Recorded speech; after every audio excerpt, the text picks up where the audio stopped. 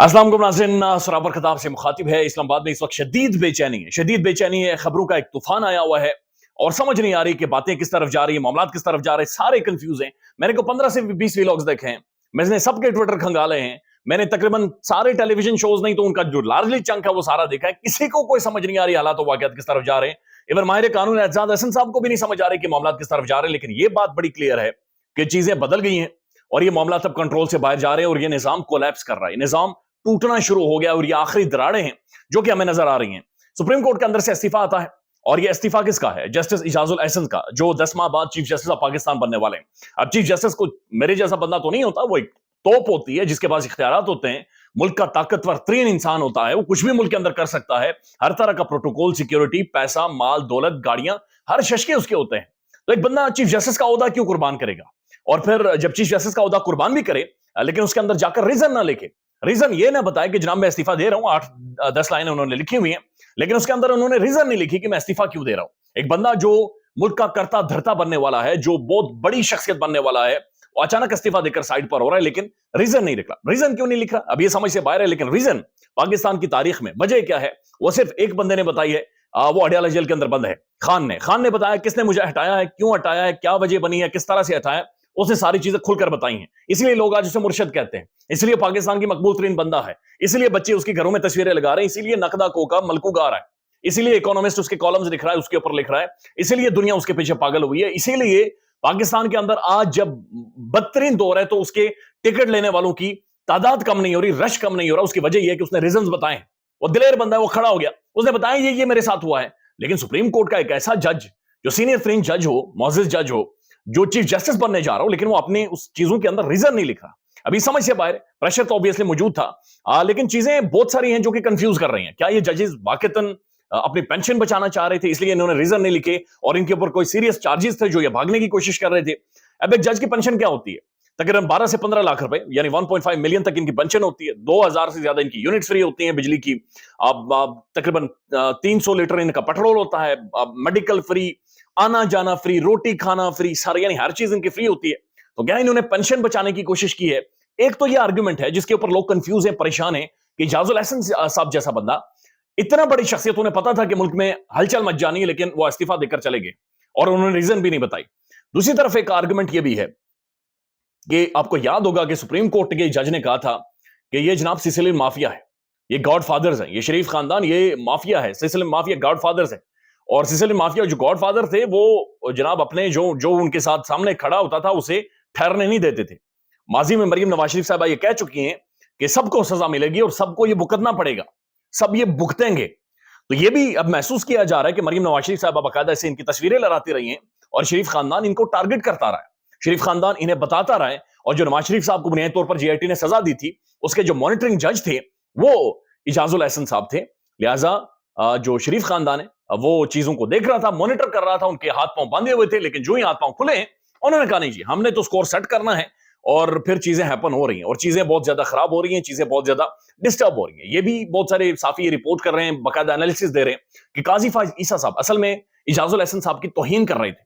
ये senior most जज है, लेकिन इन्हें अहम तरीन केसेस में नहीं रखा जाता था। माजी में ये बाकायदा से सज्जे खब्बे बैठते रहे चीफ जस्टिस के, लेकिन इस दफा ये हुआ कि काजी फाइसा साहब ने अहम तरीन केसेस से इन्हें बिल्कुल साइड पर कर दिया। ये नोट्स भी लिखते रहे, बाकायदा से इनके हवाले से खबरें भी छपती रही हैं।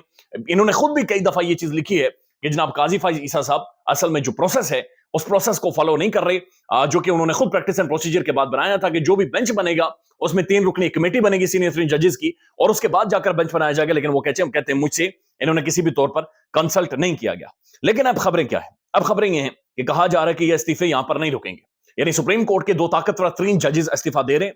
यानी इसका मतलब है कि जजेस से ज्यादा भी कोई ताकतवर है।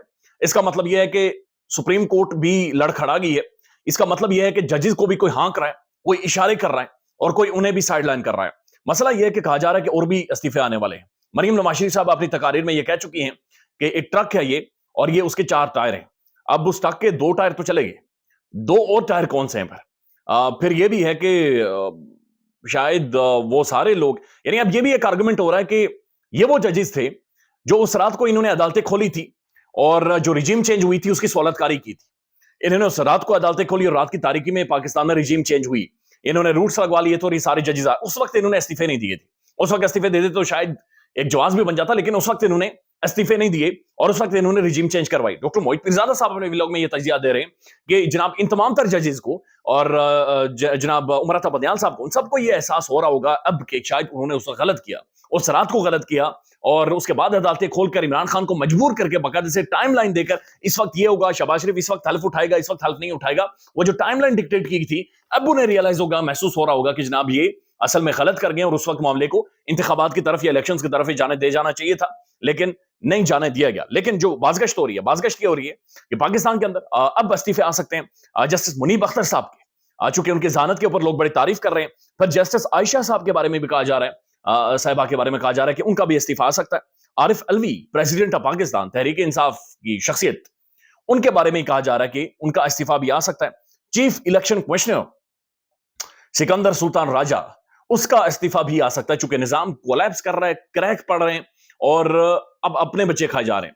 اس کے بعد یہ بھی خبریں رپورٹ ہو رہی ہیں کہ اسلام آباد ہائی کورٹ کے معزز جسٹس ہیں محسن اختر کیانی صاحب, ان کے حوالے سے بھی ریفرنسز سپریم کورٹ میں پہنچا دیے گئے ہیں اور ان کے حوالے سے خبریں کہ شاید انہیں مجبور کیا جائے اور مجبور کر کے انہیں بھی استعفا دینے پر مجبور کیا جائے.